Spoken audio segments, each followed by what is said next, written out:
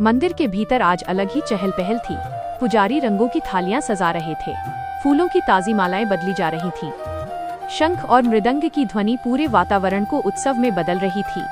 उधर गर्भगृह में आज कुछ और ही योजना बन रही थी। सुभद्रा हंसते हुए धीरे से गुलाल की चुटकी छुपाती बोली, भैया, इस बार मैं पहले रंग लगाऊंगी और कोई मुझे रोक नहीं पाएगा। बलभद्र मुस्कुराकर पीछे हटे, पहले पकड़ तो लो हमें, हम इतने आसान नहीं हैं। सुभद्रा शरारती नजरों से बोली, भैया आज बच गए तो साल भर छेड़ूंगी। जगन्नाथ जी दोनों को शांत मुस्कान से देख रहे थे। आंखों में शरारत थी, पर चेहरे पर गहरी ममता। तभी लक्ष्मी जी भीतर आईं। उनके हाथों से केसर और इलायची की सुगंध आ रही थी। पहले भोग लगेगा, फिर रंग लगेगा, उन्होंने स्नेह भरे लेकिन दृढ़ स्वर में कहा। बलभद्र हल्का सा मुंह बनाकर बोले, माँ, आप हर त्योहार में नियम लेकर क्यों आ जाती हैं? थोड़ा तो हमें भी खुला छोड़ दिया कीजिए। लक्ष्मी मुस्कुराई, अगर मैं तुम्हें खुला छोड़ दूं, तो ये मंदिर रंगों से नहीं, तुम्हारी शरारतों से भर जाएगा। सुभद्रा हंस पड़ी, माँ सही कह रही हैं। पिछले साल किसने पूरे आंगन को नीला कर दिया था? बलभद्र तुरंत बोले, वो तो भैया का इशारा था। जगन्नाथ जी धीरे से बोले, हमने तो सिर्फ मुस्कुराया था, रंग तुमने उड़ाया था। तीनों की हंसी गर्भगृह में गूंज उठी। लक्ष्मी जी ने स्नेह से तीनों को देखा। ठीक है, भोग के बाद जितनी मर्जी होली खेलना, लेकिन याद रहे, आज कोई भक्त खाली हाथ नहीं लौटना चाहिए। जगन्नाथ जी की मुस्कान थोड़ी गहरी हो गई, मानो उन्होंने मन ही मन कुछ निश्चय कर लिया हो। मंदिर की रसोई में आज अलग ही सुगंध थी। घी की हल्की आंच पर सिकती गुजिया, केसर से महकती खीर, नारियल के लड्डू और पिस्ता की बर्फी की कतारें, मानो पूरा कक्ष प्रेम से भर गया हो। लक्ष्मी जी अपने हाथों से गुजिया मोड़ रही थी। हर मोड़ में स्नेह था, हर परत में आशीर्वाद। सुभद्रा पास खड़ी उत्साह से बोली, माँ, मैं भी लड्डू बनाऊं? देखिए, इस बार सच में नहीं खाऊंगी। लक्ष्मी मुस्कुराई, तुम बनाओगी तो आधे रास्ते में ही चखने के नाम पर 2 खा जाओगी। सुभद्रा ने नटखट अंदाज में कहा, अरे माँ, स्वाद जांचना भी तो जरूरी है। तभी दरवाजे के पीछे हल्की सी आहट हुई। बलभद्र धीरे धीरे कदम रखते हुए भीतर आए, आंखें सीधी थाली पर। उन्होंने सोचा, आज तो बिना पकड़े एक गुजिया ले ही लेते हैं। जैसे ही हाथ आगे बढ़ाया, लक्ष्मी बिना मुड़े बोली, बलभद्र, वो तुम्हारे लिए नहीं है। बलभद्र का हाथ हवा में ही रुक गया। माँ, आपने देखा भी नहीं। लक्ष्मी शांत स्वर में बोली, माँ को देखने की जरूरत नहीं होती, और फिर जो अपने भाइयों के लिए रंग छुपा सकता है, वो रसोई में चुपके नहीं आ सकता। सुभद्रा हंस पड़ी, पकड़े गए भैया। उसी समय दरवाजे से जगन्नाथ जी भीतर आए, चेहरे पर वही गहरी मुस्कान। क्या हो रहा है यहाँ? उन्होंने धीरे से पूछा। सुभद्रा तुरंत बोली, भैया, बलभद्र चोरी कर रहे थे। बलभद्र ने तुरंत जवाब दिया, चोरी नहीं, निरीक्षण कर रहा था। जगन्नाथ मुस्कुराए, निरीक्षण का परिणाम क्या रहा?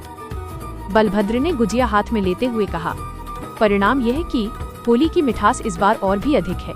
लक्ष्मी जी ने स्नेह से चारों को देखा। मिठाई सिर्फ स्वाद के लिए नहीं, आज हर भक्त के घर प्रेम पहुंचना चाहिए। जगन्नाथ जी की आंखों में हल्की सी चमक आई, मानो वे सोच रहे हों, आज कोई भी खाली हाथ नहीं लौटेगा। सुभद्रा ने अचानक थाली से गुलाल की एक चुटकी उठाई। आंखों में शरारत थी, होठों पर हल्की मुस्कान।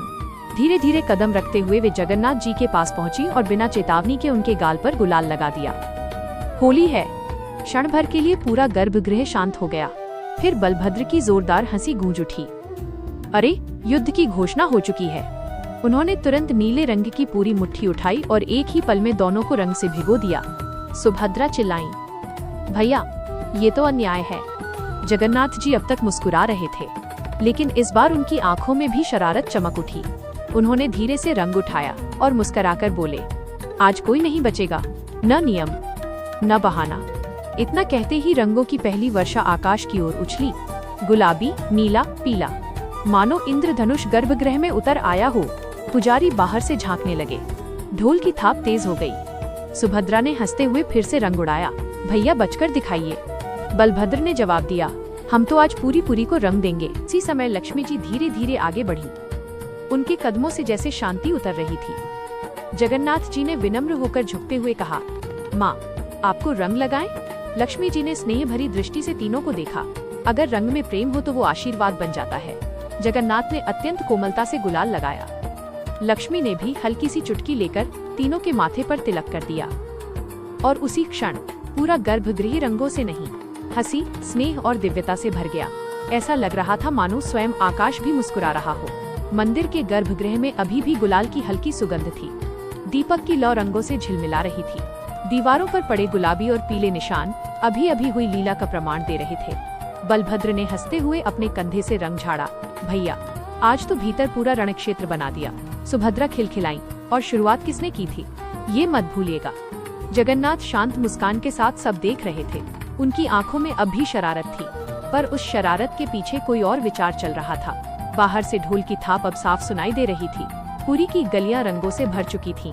सुभद्रा ने धीरे से कहा, भैया, लोग हमारा इंतजार कर रहे हैं। बलभद्र ने मुस्कुराकर दरवाजे की ओर देखा। तो चलिए, आज पूरी को रंग देते हैं। जगन्नाथ जी की आंखों में चमक उभरी। क्षण भर में मंदिर के द्वार खुल गए। शंखनाद गूंजा। सीढ़ियों से उतरते हुए जगन्नाथ, बलभद्र और सुभद्रा प्रांगण में आ गए। भक्त स्तब्ध रह गए। फिर एक साथ जय घोष उठा। जय जगन्नाथ। एक छोटा बालक डरते डरते आगे आया। उसके हाथ में बहुत थोड़ी सी गुलाल थी। वो बोला, प्रभु, मेरे पास बस इतना ही है। जगन्नाथ जी तुरंत झुक गए। प्रेम कितना है? उन्होंने मुस्कुराकर पूछा। बालक बोला, बहुत सारा। जगन्नाथ हंसे, तो रंग भी बहुत है। उन्होंने उसी छोटी चुटकी से अपने गाल रंग लिए। भीड़ में भावुकता फैल गई। उधर बलभद्र ने एक बुजुर्ग भक्त को देखा जो दूर खड़े थे। आगे आने की हिम्मत नहीं कर पा रहे थे। बलभद्र स्वयं आगे बढ़े, उनके चरणों के पास बैठ गए और उनके हाथों से रंग लेकर अपने माथे पर लगाया। बुजुर्ग की आंखों से आंसू बह निकले। सुभद्रा ने छोटी बच्चियों के साथ मिलकर फूलों की रंगोली के पास रंग उड़ाया। हंसी की आवाज पूरे आंगन में गूंज उठी। एक बच्ची बोली, आज तो माँ डांटेगी। सुभद्रा हंस पड़ी। अगर रंग में प्रेम हो तो कोई नहीं डांटता। लक्ष्मी जी चुपचाप सब देख रही थीं। उन्होंने केसर से तिलक बनाकर हर भक्त के माथे पर लगाया। ये रंग सिर्फ बाहर नहीं, उन्होंने कहा, मन पर भी चढ़ना चाहिए। धीरे धीरे पूरा आंगन रंगों से नहीं, हंसी, आंसू और अपनापन से भर गया। नीला आकाश, गुलाबी हवा, पीले फूल और बीच में प्रभु की मुस्कान। ऐसा लग रहा था मानो स्वर्ग उतर आया हो।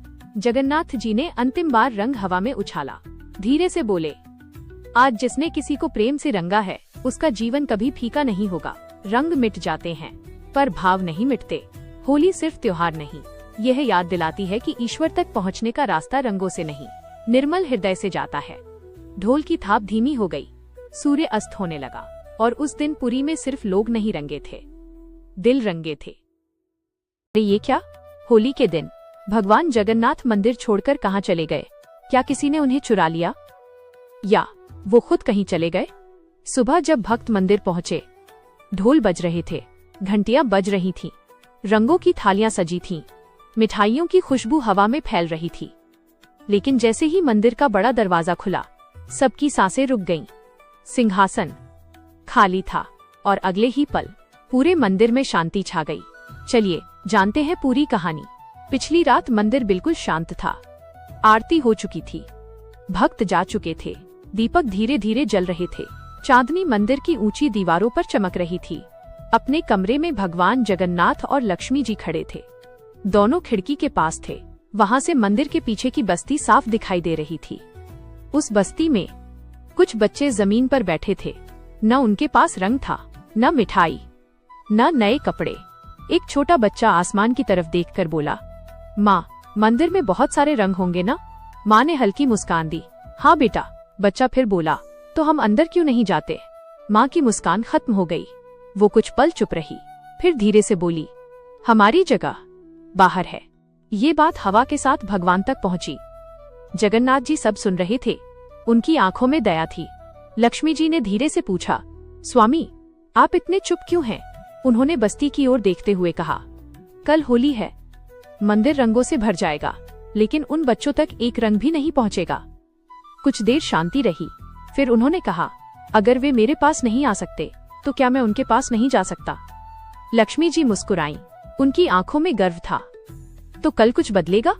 जवाब आया, हाँ, इतिहास नहीं, सोच बदलेगी। और उसी पल फैसला हो गया। अगली सुबह पूरी रंगों से भरी हुई थी। ढोल की आवाज गूंज रही थी, घंटियां बज रही थीं, भक्त खुशी में मंदिर की सीढ़ियां चढ़ रहे थे।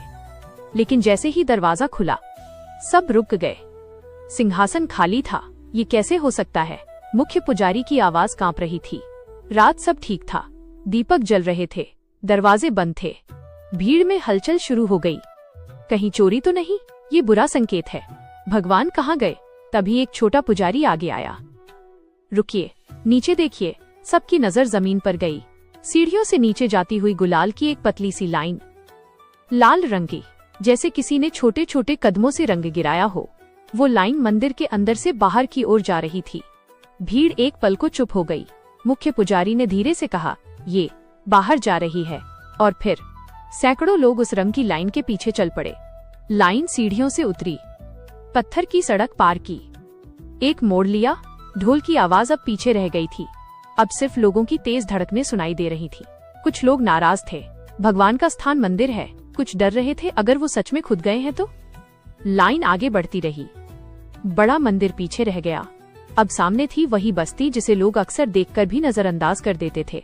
बस्ती के बीच एक छोटा सा खुला मैदान था और वहाँ रंग उड़ रहा था, हंसी गूंज रही थी। जमीन पर गुलाल फैला था, आसमान तक रंग उड़ रहे थे। भीड़ रुक गई। उन्होंने जो देखा वो किसी ने सोचा भी नहीं था। जगन्नाथ जी पीले कपड़े पहने, हाथ में गुलाल लिए बच्चों के बीच खड़े थे, हंसते हुए। एक बच्चा उनके गाल पर रंग लगा रहा था, दूसरा उनके पैरों के पास कूद रहा था, तीसरा जोर से चिल्ला रहा था, भगवान हमारे साथ होली खेल रहे हैं। एक माँ रो पड़ी, आज मेरे बच्चे को पहली बार भगवान ने छुआ है। भीड़ चुप थी।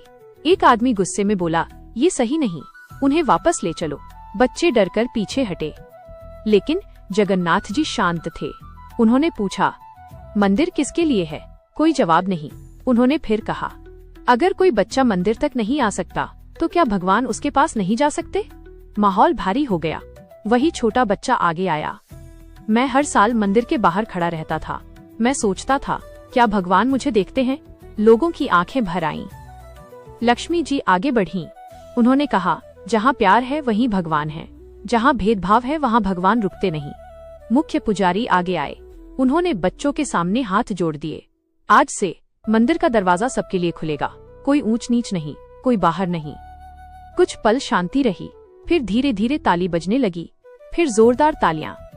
उस दिन रंग सिर्फ चेहरों पर नहीं लगे थे, सोच पर लगे थे, दिलों पर लगे थे। मंदिर की दीवारें छोटी हो गईं, समाज बड़ा हो गया। भगवान सिंहासन से नहीं उतरे थे, वो दिलों में बस गए थे। और लोग कहते हैं, होली के दिन जगन्नाथ जी गायब नहीं हुए थे, वो पहली बार सच में दिखाई दिए थे। अगर आपको ये कहानी पसंद आई हो, अगर आपको लगा हो कि होली का असली रंग बराबरी और प्यार है, तो कमेंट में जरूर लिखें, हैप्पी होली जगन्नाथ, ताकि ये संदेश दूर तक जाए कि जहाँ किसी के हिस्से का रंग छूट जाता है, वहाँ भगवान खुद चलकर पहुँचते हैं। आप सभी को प्यार, दया और समानता से भरी होली की हार्दिक शुभकामनाएं।